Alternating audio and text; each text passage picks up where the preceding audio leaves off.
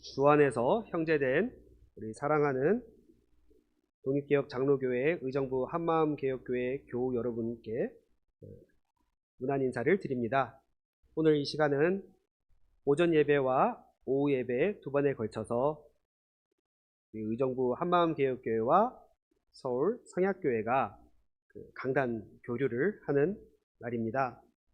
비록 우리가 서로 모이는 장소와 또 위치는 시간은 다를지라도 그러나 우리가 언제든지 한 주와 그리스도가 되시는 우리의 구주이신 예수 그리스도의 몸된 교회로서 함께 한 몸을 이루고 있다는 사실을 이렇게 때를 따라 우리가 함께 하나님의 복음 말씀을 나누는 가운데에 확인할 수 있도록 은혜를 베풀어 주시는 삼위 하나님께 감사의 인사를 드리며 또한 저를 이 자리에 또 초청해 주신 교우 치리회와 교우 여러분께도 감사를 드립니다. 그럼 이제 오늘 우리가 읽은 이 사도행전 2장에 있는 이 말씀을 중심으로 해서 예수 그리스도께서 어떻게 그분의 교회를 통해서 자신을 증거해 나가시는가 하는 문제에 대해서 조금 생각해 보려고 합니다. 제가 읽은 본문 말씀은 42절부터 읽었습니다. 42절에 보시면은 그들이 사도의 가르침을 받아 서로 교제하고 떡을 떼며 오로지 기도하기를 힘썼다라고 되어 있는데, 여기서 말하는 그들은 누구냐 하면은 이 2장은 처음에 여러분들께서 보신 일이 있으시겠지만은 예수님께서 약속하신 대로 하늘에 오르신 후에 하나님의 보좌 우편에 앉으시고 약속대로 성부 하나님께로부터 성신을 받아 그의 자녀들에게, 백성들에게 그 성신을 선물로 보내주시는 그 사건이 발생한 시기입니다. 그것을 소위 오순절 성신강림이라 해서 그리스도의 교회 역사 안에서 이 날의 의미를 굉장히 중요하게 생각하고 또한 때를 따라 우리가 그것을 다시금 생각하게 되는데, 왜 오순절 성신강림의 사건이 그리스도의 교회 안에서 항상 중요한 의미로서 다가오느냐 하면은 무엇보다도 이 사건으로 말미암아 거기에 나타난 어떤 특이한 방언이나 불에 혀같이 갈라드는 것이 머리 위에 임한다든지 또 크고 강한 바람 소리가 막 나서 사람들을 놀라게 만들었다든지 어떤 이런 기적적인 기사와 이적이 위대해서 이 사건이 위대한 것이 아니라 이 오순절 성신강림으로 말미암아 이제 본격적으로 예수 그리스도의 교회, 곧 신약의 교회가 본격적으로 이 사건으로 말미암아 출범해서 이제 그 교회로서의 모습을 드러내기 시작한 때가 바로 이 오순절 성신강림 때라 하는 것 때문에 그리스도의 교회 역사 안에서는 이 날의 의미를 굉장히 중요하게 생각하고 있습니다. 단순히 신약교회가 출범하였기 때문만이 아니라 이 오순절의 의미에는 그 이상의 중요한 의미를 가지고 있습니다. 교회로서 출발하게 된 것도 중요한 의미를 갖지만은 그보다 또한 우리가 이 오순절이 가지고 있는 중요한 의미 가운데 하나가 무엇이냐면은 이미 예수님께서는 오순절 성신강림의 사건을 예언하실 때에 앞서서 승천하시던 날에 사도들에게 하신 말씀이 있습니다. 그게 사도행전 1장 8절에 나오는데요. 우리가 다 잘 아시는 말씀인데요. 사도행전 1장 8절에 보면은 예수님께서 제자들에게 이렇게 말씀하시죠. 오직 성신이 너희에게 임하시면은 너희가 권능을 받고 예루살렘과 온 유대와 사마리아와 땅끝까지 이르러 내 증인이 되리라.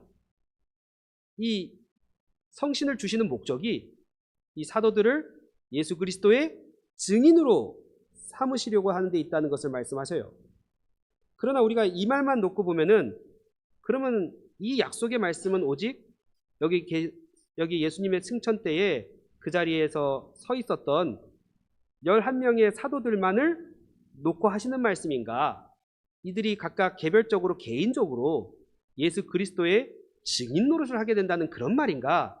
하고 생각할 수도 있겠지만은, 그러나 2장의 이 오순절의 성신강림 사건과 그로 말미암아 본격적으로 시작된 신약교회의 출범과 맞물려서 이것을 생각해 보면은, 결국 예수님께서 여기서 하신 이 성신으로 권능을 받아 너희가 내 증인이 되리라 하는 이 말씀은 단지 여기 사도, 개개인 한 사람 한 사람에게만 국한시켜서 하시는 말씀이 아니라, 오히려 그리스도께서는 그분의 몸인 교회를 통해서 자신을 증거하시기를 기뻐하신다 하는 것을 우리가 여기에서 알 수가 있습니다. 그러니까 분명히 말씀을 맡아서 전하는 것은 이 당시에는 아직 사도들 외에는 달리 말씀의 사역자들은 없었으니까 사도가 전하는 복음의 말씀을 통해서 신약교회가 시작되었지만은, 그러나 그렇다고 해서 성신이 사도들에게만 임한 것도 아니었죠. 그렇죠, 여러분? 그 오순절 성신강림 사건에서 그 불의 혀같이 갈라지는 것은 특별히 그 사도행전 2장 3절에 보면은 마치 불의 혀처럼 갈라지는 것들이 그들 위에 보여 각 사람 위에 하나씩 임했다. 여기 지금 남녀와 함께 120명이 모여서 기도하고 있을 때에 사도들에게만이 아니라 사도가 아닌 평범한 우리와 같은 사람들에게도, 남자들만이 아니라 여자들에게도 각각 성신이 임하였다라고 해서, 사실상 그리스도께서는 개별적으로도 물론 우리가 그리스도를 증거할 수 있겠지만은 보다 훨씬 종합적으로 또 구체적으로 능력 있게 자신의 증거에 나가는 방식으로 택하신 대상은 바로 그 주님의 몸인 교회다 하는 것을 여기에서 우리에게 가르쳐주고 있습니다.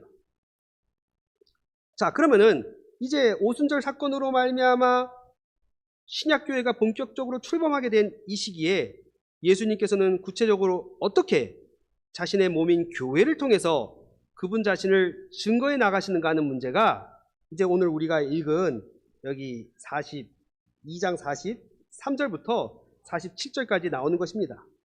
그 부분을 하나씩 보도록 하겠습니다. 먼저 43절에 보시겠습니다.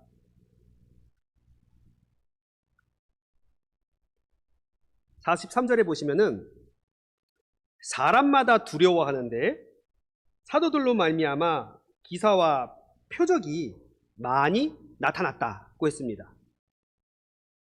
자, 여기 지금 사람들이 두려워했다 할 때는요, 지금 교회 안에 있는 사람들만을 가리키고 하는 말이 아니라 오히려 사도의 말씀으로 가르침을 받고 서로 교제하고 떡을 떼며 오로지 기도하는 일에 힘쓰고 있는 이 무리들이 있지 않습니까? 그렇죠? 그 무리들을 바라보고 있는 당시 예루살렘 주변에 있는 사람들이 이들을 바라보면서 어떤 두려움을 느꼈다는 거예요. 두려움. 이들이 두려움을 느끼게 된 데에는 여러 가지 이유가 있었겠죠. 그러나 그 중에 중요한 이유 중에 하나는 뭐냐면은, 사도 베드로가 전한 그 복음 말씀, 오순절 성신강림 때에 전한 그 복음의 증거의 말씀이 2장 중반에 쭉 나오는데요, 마지막으로 거의 끝에 부분에 베드로가 하는 말씀이 있습니다. 그게 2장 36절에 나와요. 36절에 보시면은, 그런즉 이스라엘 온 집은 확실히 알지니 너희가 십자가에 못 박은 이 예수를 하나님이 주와 그리스도가 되게 하셨다. 누가 못 박았다고요? 너희가 못 박은 이 예수를 하나님이 주와 그리스도가 되게 하셨다. 이 말을 할 때에 특별히 그 말을 듣고 마음에 찔려서 자신의 죄를 깨닫고 뉘우친 사람들이 사도들에게, 형제들아, 우리가 이제 어찌할꼬 하면서 자신들의 그 죄를 고백하며 나올 때에 그들이 다 회개하여 예수 그리스도의 이름으로 세례를 받으면은 성신으로 선물을 얻고 또한 죄사함을 얻게 된다는 그러한 죄사함의 은혜와 용서의 복음이 전개되지 않습니까?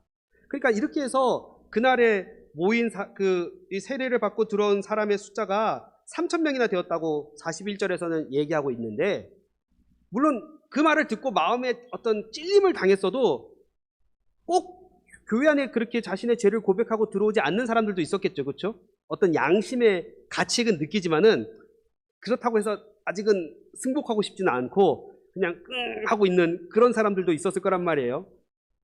이제 그런 사람들이 이 회개하고 들어와서 그 성도 간의 거룩한 교제와 사귐을 가지고 있는 무리들이 날마다 함께 모여서 그와 같은 일들을 하는 것을 볼 때에 한편으로는 야, 하나님께서 뭔가 우리가 저지른 죄와 잘못에 대해서 지금 마땅히 심판을 받아도 마땅한 일이지만은 그것을 정죄하지 아니하시고 저렇게 지금 어떤 자신의 죄를 회개한 사람들이 함께 모여 있는 그 모습을 보면서 혹시나 나도 여기에 대해서 끝까지 저항하고 이 반역하고 나간다면은 심판이 미치지는 않을까 하는 어떤 그런 두려움, 어떤 그 양심의 가책을 느끼면서도 어떤 그런 마음 안에 어떤 그런 괴로움을 느끼면서 그걸 바라보는 사람들도 분명히 있었을 거예요.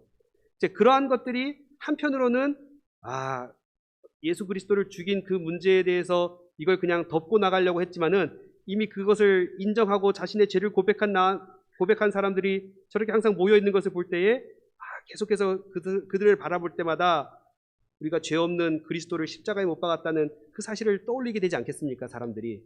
그래, 거기에서 어떤 두려움이 형성되는 것이 하나 있고요.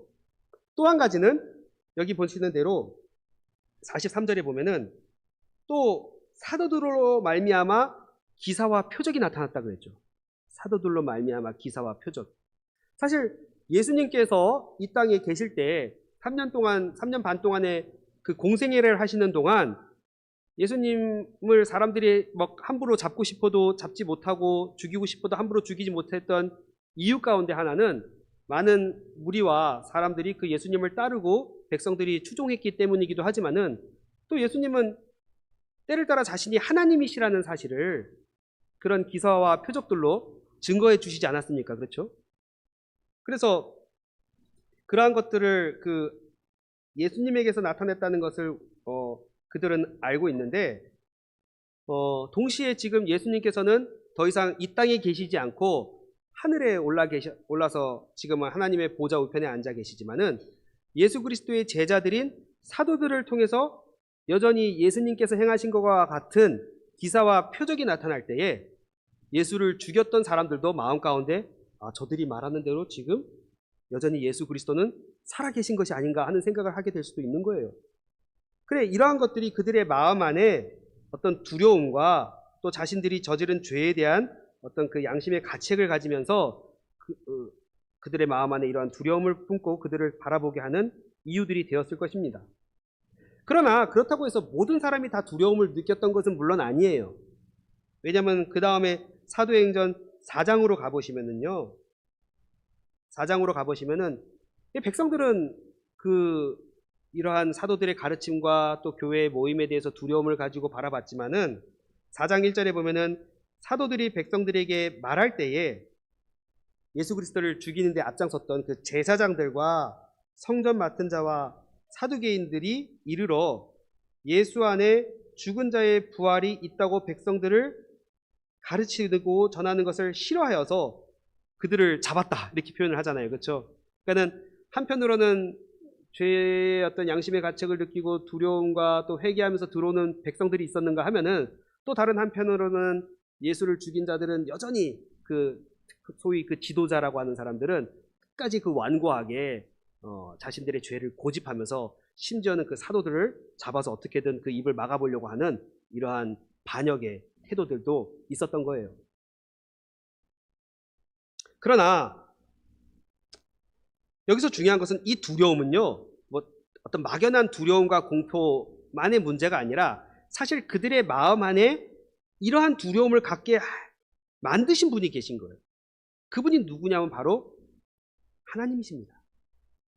하나님께서 지금 예수 그리스도의 그 죽으심과 부활과 승천으로 말미암아 성신께서 선물로 주셔서 지금 교회를 이룬 이 사람들이 이제 자신들이 교회로서의 성격을 나타내기 위해 필요한 만큼의 어떤 은혜들을 지금 이 사람들 안에만이 아니라 이들이 속해 있는 이 사회 안에 있는 주변 사람들의 마음 안에도 이러한 두려움을 불러 일으켜서 교회가 교회로서 전진해 나가기 위해 필요한 만큼의 은혜들을 여기서 베풀어 주고 계신다는 것을 우리가 확인할 수가 있어요.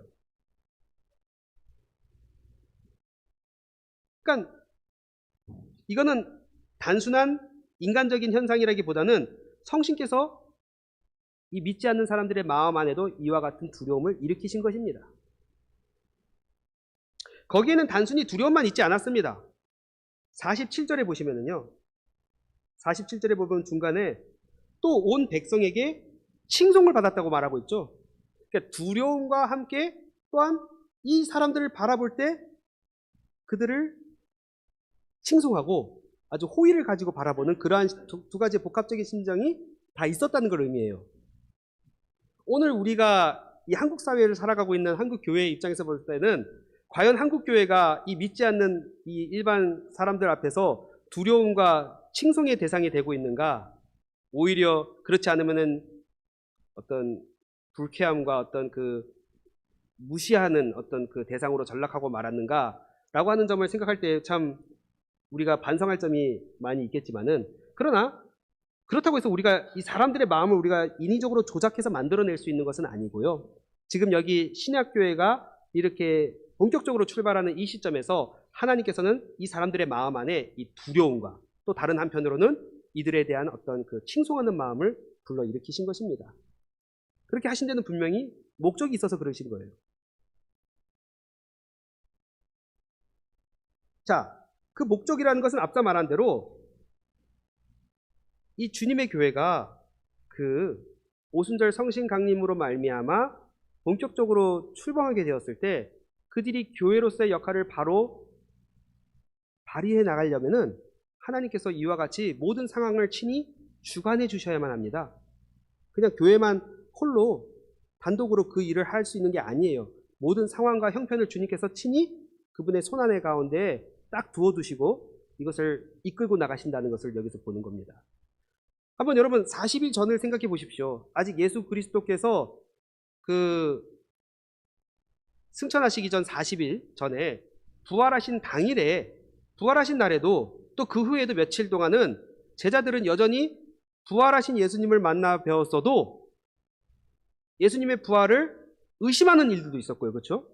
심지어는 예수님께서 부활하신 날 저녁에 엠마오로 가는 사람들과 제자들과 동행하시다가 예수님이라는 것을 알게 되니까 이 두 제자가 다시 예루살렘으로 제자들이 있는 곳으로 오지 않습니까? 그때 제자들이 어떻게 하고 있었다 그랬어요? 사람들을 무서워하여 문을 꼭 잠그고 그 안에 숨어져 있었어요. 벌벌벌벌. 그리고 오히려 예수님이 살아났다는 얘기를 막 군데군데 막 사람들을 통해서 전해 듣게 되니까 더 기뻐하기보다는 야, 이거 어떻게 된 거야? 안 그래도 저기 대제사장 무리들은 우리가 예수님의 시체를 훔쳐다가 부활했다고 거짓 선전을 할까봐 군병들을 동원해서 그 입구를 지키도록 만들었는데, 야, 괜시 우리가 아무것도 안 했는데 시체가 사라졌다 그러고 부활했다는 소리 나면 그 혐의마저도 우리에게 떠넘겨서 우리가 다 같이 잡혀가서 다 죽게 되는 거 아니야? 막 이런 두려움과 공포를 느끼고 있었던 사람들입니다. 40일 전만 하더라도. 그런데 그런 사람들이 지금 어떤 면에서는 전혀 그러한 두려움을 느끼질 않습니다. 담대하게 이 성신 강림 사건 이후에는 함께 모이기를 힘쓰고, 그렇죠? 지금 말한 대로 주변 사람들이 그것을 바라보면서 두려움을 느낄 수 있을 만큼의 어떤 적극적인 활동들이 여기서 지금 펼쳐지고 있는 거예요. 그러니까 이러한 것들은 그들 자신에게도 두려움을 물리치고 하나님만을 경외하게 하는 심정을 갖게 하신 것이지만은요, 동시에 사람들도 감히 함부로 이들에게 손을 대지 못하도록 하는 능력의 역사가 거기에 함께 있었다는 것을 우리는 확인할 수가 있게 되는 겁니다. 하늘과 땅의 모든 권세를 가지고 계신 예수 그리스도께서 지금 자신의 몸된 교회를 통해서 자신을 증거하시기 위해서 그 권세를 이와 같이 발휘하고 있다 하는 것을 여기서 우리는 확인할 수가 있어요. 그러나 이렇게 주변 사람들, 교회 밖에 있는 사람들의 그 두려움이라든지 또 사도들로 말미암아 나타난 기사와 표적, 이것보다 훨씬 더 중요하게 봐야 할 사건이 있습니다. 그리스도를 교회가 증거하는 일과 관련해서요. 그게 이제 44절과 45절에 있어요. 44절을 보겠습니다. 믿는 사람이 다 함께 있어 모든 물건을 서로 통용하고, 이것은 말 그대로 그냥 네 거 내 거 할 것 없이 그냥 자유롭게 필요에 따라 나눠 썼다는 얘기죠. 함께 나누며 또 재산과 소유를 팔아 각 사람의 필요를 따라 나눠 주었다. 이렇게 얘기를 하고 있어요. 자, 이 부분이 이제 소위 그리스도의 교회 역사 안에서 때를 따라 하나님의 교회는 마땅히 가장 이상적인 상태에 이르려면은 우리가 각자 자기 소유를 다 팔아가지고 교회에 다 헌납하고, 그래서 함께 필요에 따라서 일종의 뭐 공산주의와 같은 그러한 어떤 모든 것을 다 공유하면서 살아가는 그런 이상사회를 여기서 구축해야 된다 하고 말하는 사람들의 어떤 그 주장의 근거로 자주 이용되는 구절이기도 합니다. 이 구절이. 그러니까는 각자 자기 소유를 막 붙들고 있는 것은 그것은 잘못된 것이고, 이걸 다 완전히 우리가 서로 나눌 수 있는 그런 이상적인 어떤 공유사회, 그걸 만들자, 이렇게 주장하는 근거로도 사용되는 구절이란 말이에요. 그러나 여기서 우리가 중요하게 생각해야 될 점은, 결코 사도들은 복음을 전한 후에 그리스도의 교회 안에 들어온 사람들에게 지금 이와 같은 주장을 하거나 요구한 일이 없습니다. 여기에 어떤 공유재산 시스템을, 제도를 만들어가지고 우리가 앞으로 이와 같은 방식으로 새로운 사회 질서를 이뤄가자, 이렇게 말한 일이 전혀 없어요.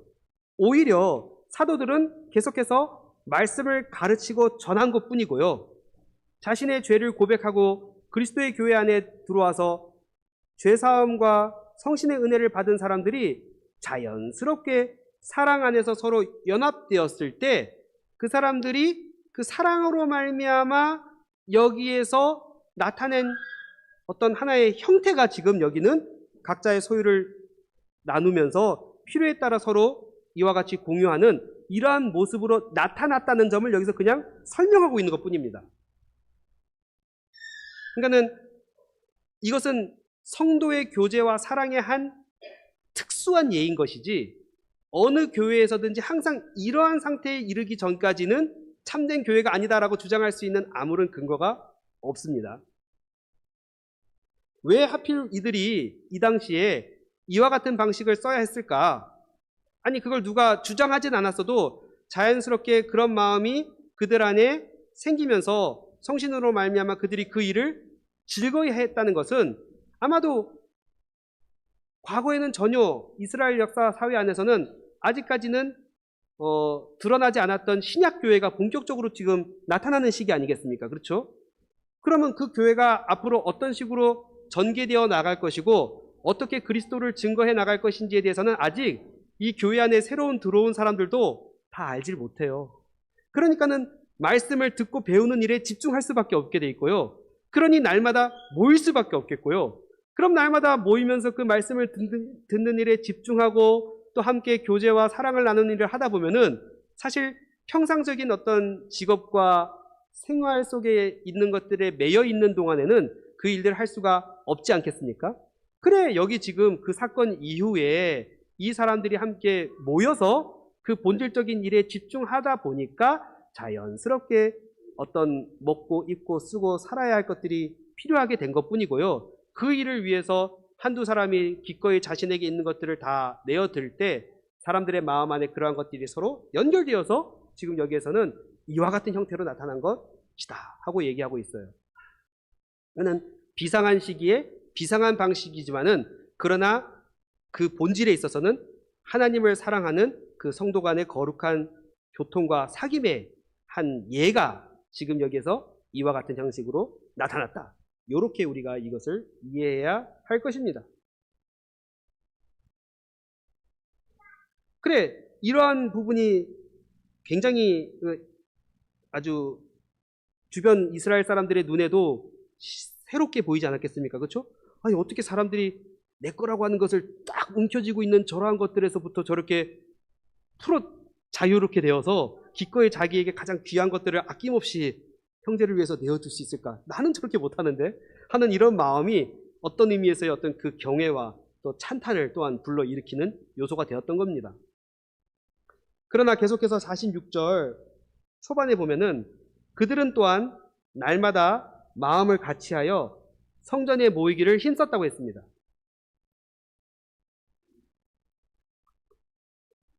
앞서 말씀드린 대로 성전에 모였다는 것은 어떤 골방이에요. 그냥 뭐 지난번처럼 마가의 다락방이나 이런 데 그냥 틀어박혀서 자기들끼리 막 숨어 지내고 있다는 얘기가 아니에요. 그죠?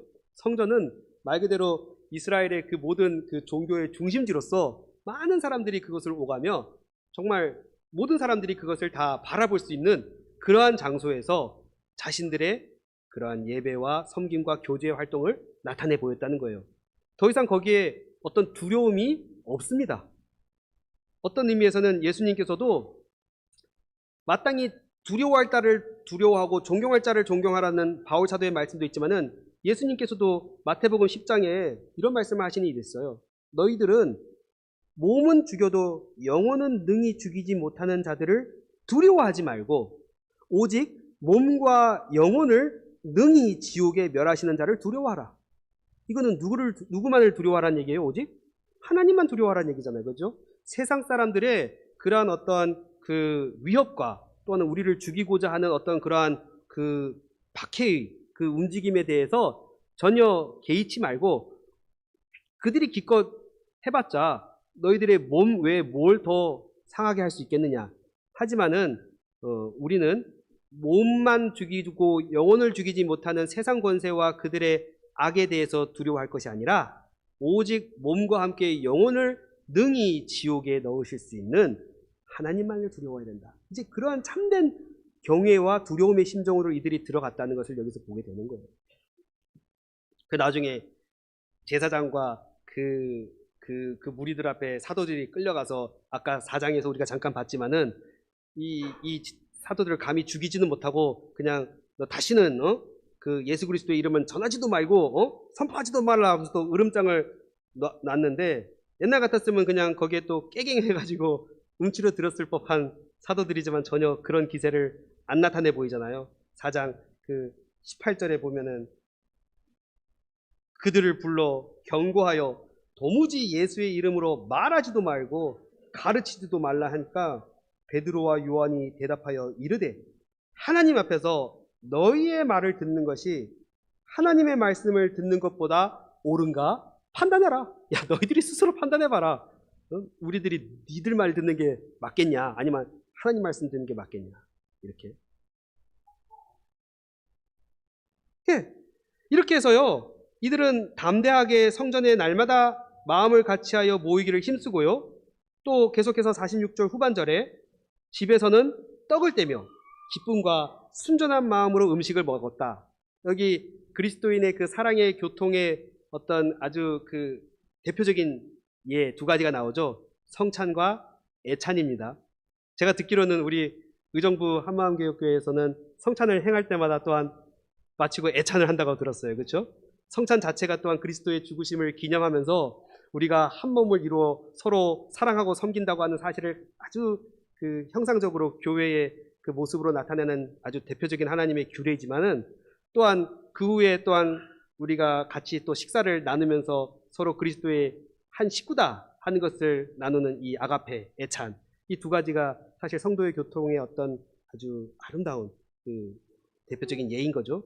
그 여기서도 그 성찬과 애찬이 함께 행해지고 있다는 것을 이러한 방식으로 표시하고 있습니다. 그러니까는 분명히 주변 사람들의 두려움과 또 사도들로 말미암은 표적과 이사도 중요한 요소예요. 어떤 그 교회가 그 안에서 그 전진해 나아가기 위해 필요한 어떤 외적인 요소로서 하나님께서 그 시대에 마련해 주신 은혜라면은 그러나 그러한 것들이 없다라고 할지라도 굉장히 중요한 본질적인 교회의 활동이 그리스도를 증거하기 위한 요소가 있는데 그것은 바로 여기에서 이 44절에서부터 45절, 6절까지 보여주는 내용 안에서 한마디로 요약해서 얘기한다면은 바로 그리스도의 사랑 아닙니까? 그렇죠?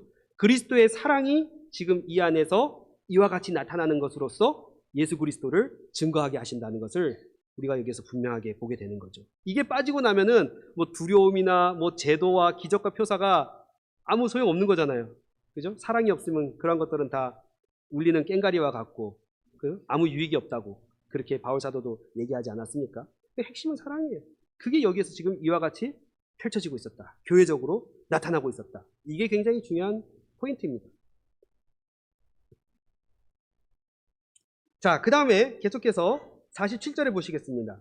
47절 전반부에 보시면은 이들은 날마다 이와 같이 함께 모이며 그 사랑의 교제를 나누지만은 동시에 그들이 모여서 도대체 어디에다가 항상 마음을 기울이냐면은 하나님을 찬미하는 일에 마음을 기울이고 있습니다. 이거 어떻게 보면 너무 당연한 것 같아요. 그러나 이걸 이렇게 한번 생각해 보십시오. 사도가 전한 베드로의 그 설교에서 너희들이 하나님께서 너희에게 그 보내신 그 예수 그리스도를, 죄 없으신 그분을 너희가 십자가에 법 없는 사람들의 손을 빌어 못 박았다. 하지만 그러한 예수 그리스도를 하나님께서는 주와 그리스도가 되게 하셨다 할 때에 지금 야 우리가 얼마 전까지 아주 엄청난 죄악을 하나님 앞에 범했구나. 아주 큰 죄를 지금 저질렀어. 이제 우리는 이대로 멸망하고 심판을 당한다고 해도 아무런 할 말이 없다. 라고 이제 깨닫고 각성하고 들어온 사람들이 지금 주님의 교회 안으로 들어오는 거 아닙니까? 그렇죠? 당연한 일이에요. 그게요. 근데요. 자칫하면은 어떤 위험성이 있을 수 있냐면요. 나는 회개하고 들어왔다. 근데 너희들은 아직까지 회개하지 않고 끝까지 자기의 길을 고집한다. 그러면은 너희들은 여전히 악하고 나는 의롭고 정당하다는 이런 식의 의식이 은연중에 우리 안에 싹틀 수가 있는 거죠.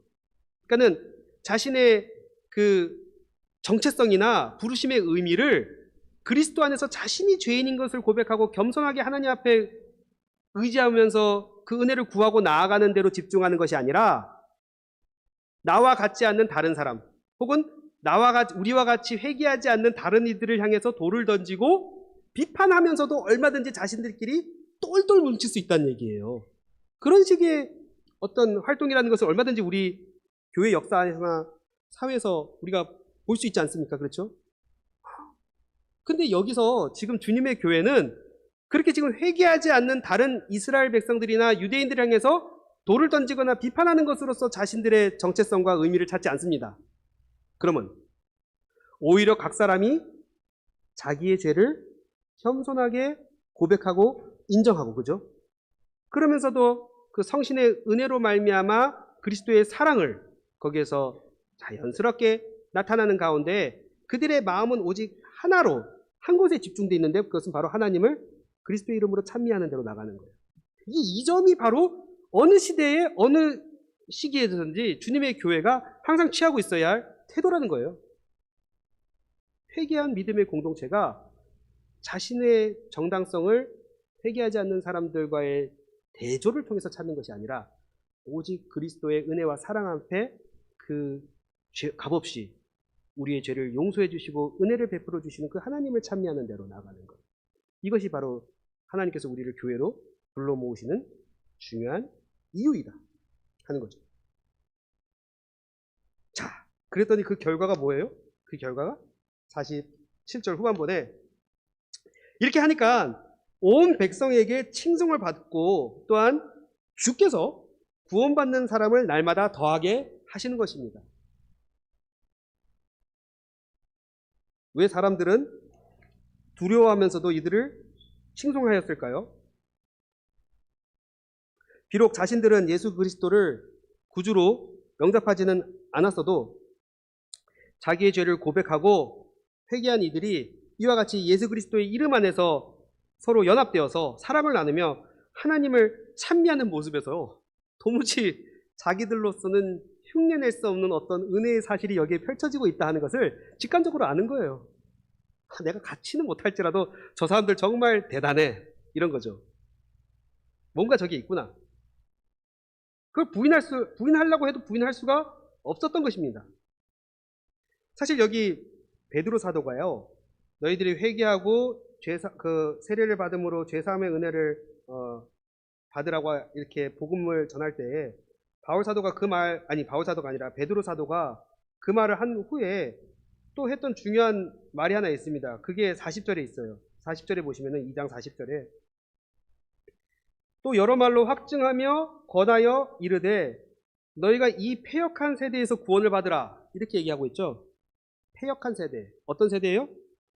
앞서 말한 대로 죄 없으신 예수 그리스도를 어떻게든 모함해서, 그죠? 법 없는 사람들의 손을 빌어서 그 의로우신 그리스도를 십자가에 못 박아서도 아무런 죄책감을 느끼지 않고 뻔뻔스럽게 우리가 하나님을 섬기는 예로 이렇게 했다라고 주장했던 사람들입니다. 이 패역한 세대, 그 패역한 세대의 어떤 그 죄악은 어느 한 집단이나 개인의 문제라기보다는 그 시대를 이루고 있는 전체 사람들의 정신 세계가 그만큼 어둡고 암담했다는 걸 의미하는 거예요. 그러니 여기서 베드로가 너희가 이러한 패역한 세대로부터 구원을 받으라 할 때는 예수 그리스도께서 우리를 구원해 주실 때는 단순히 우리의 어떤 그런 개인적인 죄에서만, 개인적인 도덕적인 죄와 잘못들도 분명히 중요합니다. 그렇죠? 하나님께서 우리가 나중에 그분 앞에 각각 자기의 일을 직고하게 된다고 했는데 그러한 사사로운 것들이 다 무의미한 건 아니에요. 하지만은 우리의 구주가 되신다고 할 때에는 단순히 우리의 그런 개인적인 죄, 도덕적인 범죄 그것만 한정해서 얘기하시는 것이 아니라 우리가 사회적으로, 국가적으로, 역사적으로 그 시대의 죄에 우리가 동참해서 함께 하나님과 그리스도를 반역해 나가는 그 시대의 성격이라는 게 있지 않습니까? 거기에서부터도 또한 우리를 건져주신다는 의미가 있습니다. 이 복음의 능력이라고 하는 것은. 베드로 사도는 담대하게 너희가 세례를 받았고 죄사함을 얻었으면 이제 이 패역한 세대에서부터 건짐을 받아야 된다. 그러니까 개개인이 그리스도 안에서 새 사람으로 변화되는 것도 물론 중요한 일이지만은 그렇게 해서 거룩한 새 사람을 입은 자들이 함께 모여서 거룩한 믿음의 공동체를 이루면서 하나의 사회적인 성격을 여기서 분명히 나타나기 시작할 때 이미 그들 자신만이 아니라 그 사회 안에서는 여기 지금 우리의 성격과는 근본적으로 반대되는, 대치되는, 합치될 수 없는 어떤 새로운 사회가 여기서 지금 펼쳐지고 있구나 하는 것을 여기서 우리에게 알게 해준다는 거예요. 그래, 그들은 그러한 것들을 바라보고 패역한 세대로부터 건짐을 받은 이들을 향해서 칭송할 수밖에 없었던 것입니다.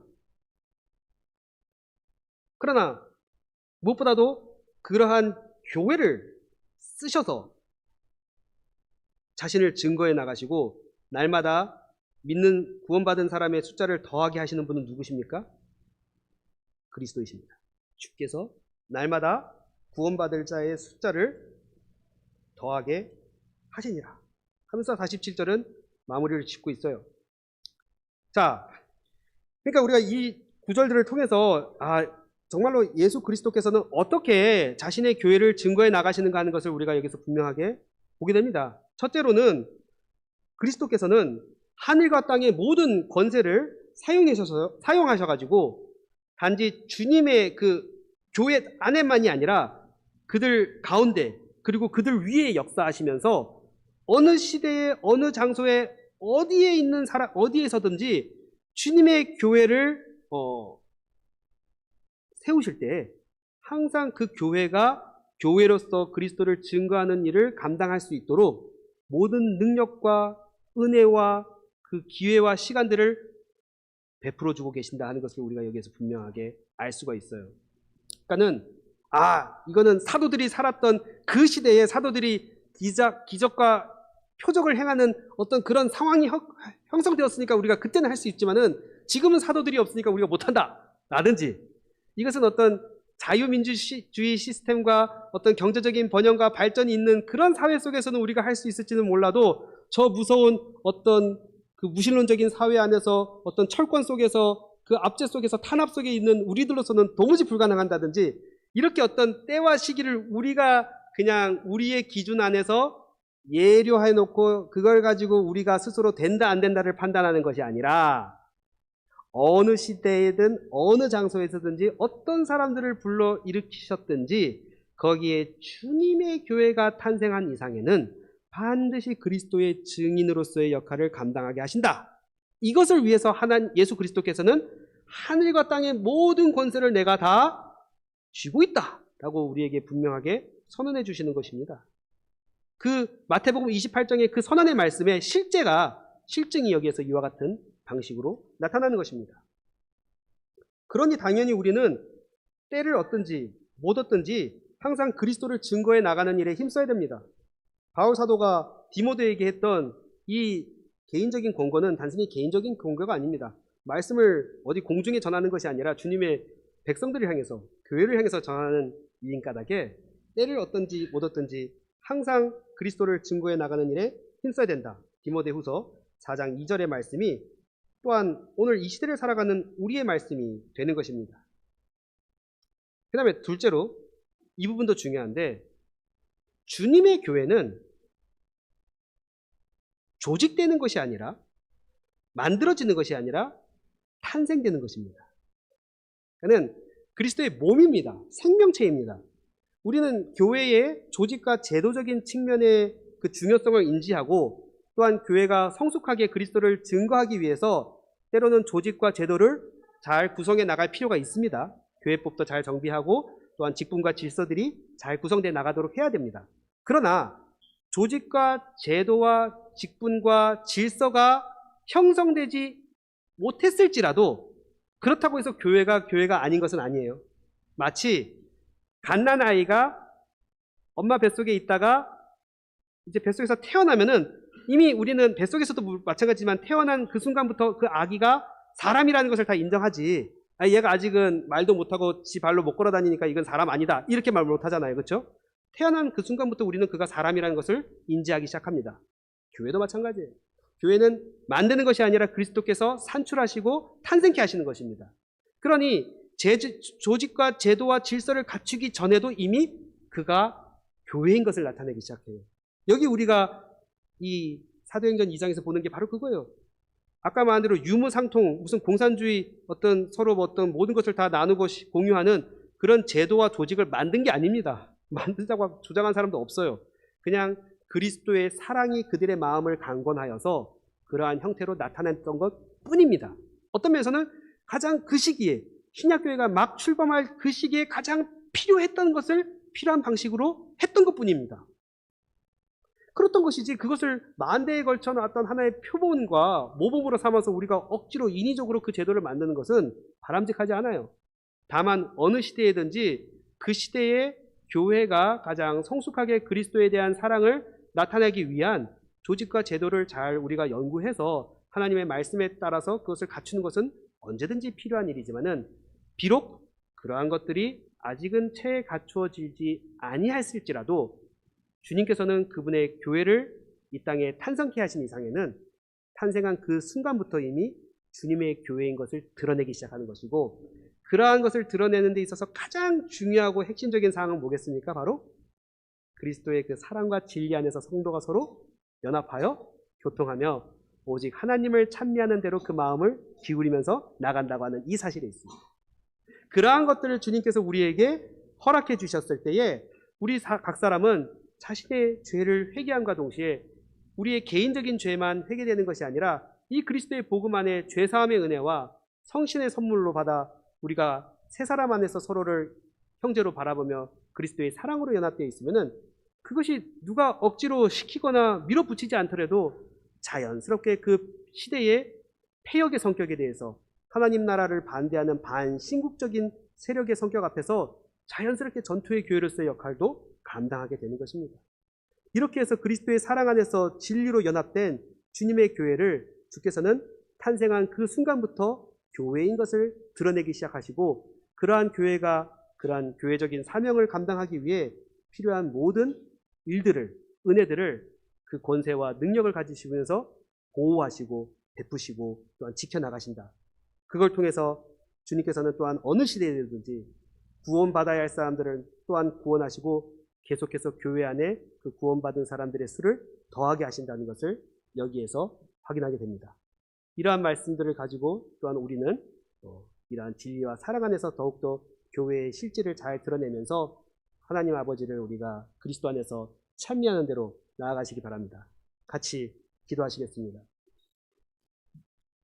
거룩하신 하나님 아버지, 주님께서 저희들을 사랑하심으로 주께서는 저희의 모든 죄와 잘못들을 예수 그리스도의 보혈의 공로로 용서하여 주셨을 뿐만 아니라 그 사랑 안에서 저희들이 서로 진리로 연합되어서 그리스도의 몸인 것을 드러낼 수 있도록 허락해 주셨사오며, 또한 어느 시대에든지 어느 장소에서든지 저희들을 이 복음으로 불러 모으시사 교회로서 또한 함께 그리스도를 증거할 수 있도록 은혜를 베풀어 주시는 것을 감사드리옵나이다. 저희도 또한 원래는 이와 같은 은혜를 받을 만한 자격이 없는 자들인 것을 알지만은 주의 복음으로 저희들을 이 교회 안에 불러 모으시고 계속해서 이 세상 끝날까지 그리스도를 증거할 수 있게 하셨사오니, 저희들이 언제든지 주님의 이러한 크신 능력과 권세와 약속과 또한 은혜를 믿고 담대히 우리 자신을 즐거이 주님 앞에 드리며 우리 각 사람이 또한 우리의 옛사람을 벗어버리고 새 사람의 거룩한 심정으로 함께 진리와 사랑 안에 연합되어 참된 그리스도의 몸의 거룩한 사랑의 성격들을 나타내면서, 또한 주께서 어디든지 저희들을 쓰시고자 할 때에 저희를 기꺼이 주님 앞에 내어드리며 그리스도의 교회로서의 그 아름다운 증거를 나타낼 수 있게 하여 주시옵소서. 이 일을 위하여 이 교회 안에 계속해서 복음의 말씀이 힘있게 선포되게 하시고 그 말씀이 우리 안에 생명의 양식으로 역사하시사 그리스도의 생명의 열매들을 풍성하게 맺는 교회로 세워주시기를 구하옵나이다. 우리 구주 예수 그리스도 이름으로 기도하옵나이다. 아멘.